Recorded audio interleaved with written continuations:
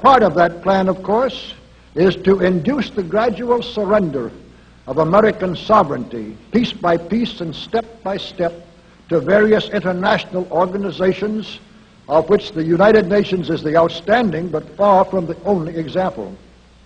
Now, here are the aims for the United States.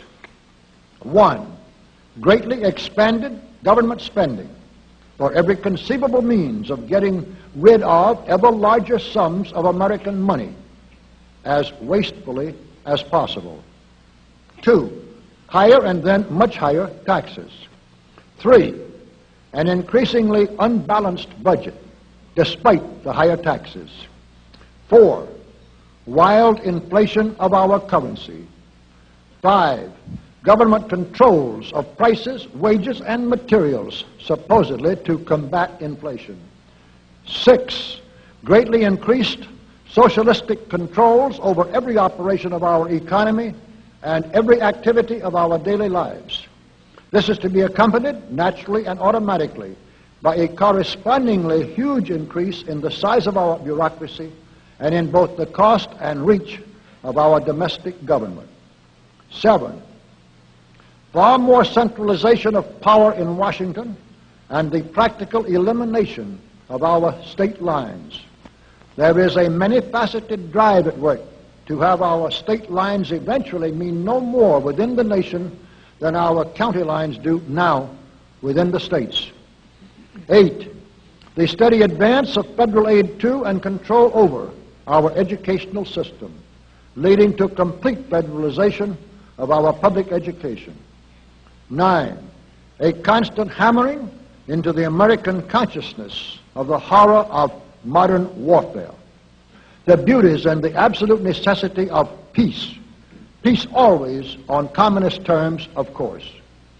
And 10, the consequent willingness of the American people to allow the steps of appeasement by our government which amount to a piecemeal surrender of the rest of the free world and of the United States itself.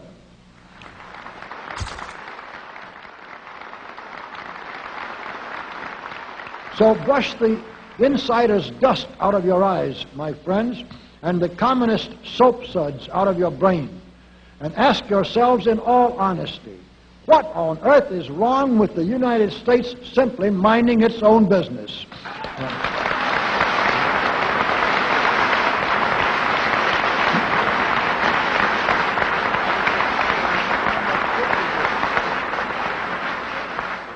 Or with having its foreign policy function primarily for the safety and benefit of the American people.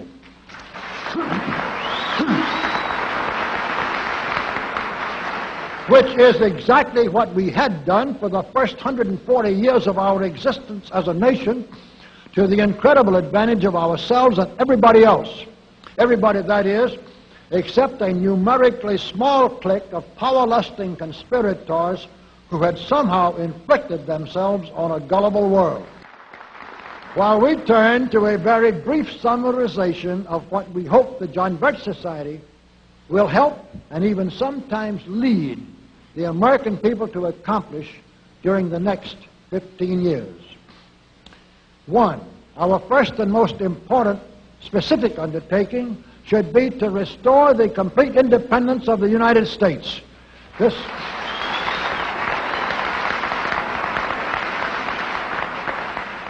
This includes our resolution to get us out of the United Nations and get the United Nations out of the United States.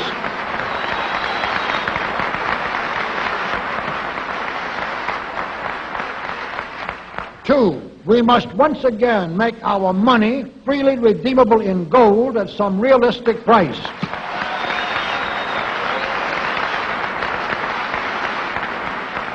And we must take all practicable legislative steps to prevent a recurrence of the enormous thievery and other subversive crimes that have been perpetrated on the American people through a contrived inflation by every president from Franklin Roosevelt through Richard Nixon. 3, we should reduce the number of government bureaus, of government civilian employees, and the whole quantity of government by at least 50%.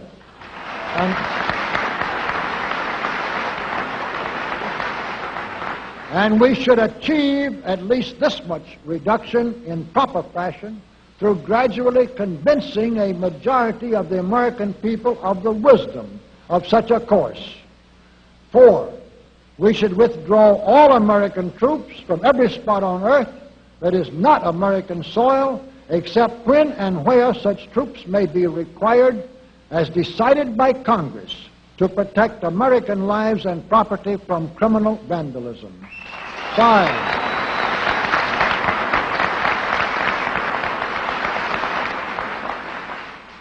5, we should get government out of the areas and functions and activities where government does not belong.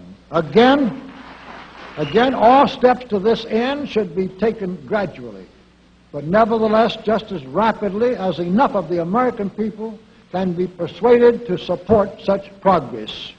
Any such achievement will require a truly massive educational force, but that's exactly what we hope to build during the next 15 years. We could go ahead for at least 100 numbered items, but the John Birch Society will undoubtedly be working on more than that many specific projects, which will be laid out in its bulletins before another 180 months will have rolled around. And all of these projects will fit into the general pattern indicated by the 5 major objectives listed above. So let's really wind up this marathon monologue with one final thought. None of us can guarantee anything about what the future will bring.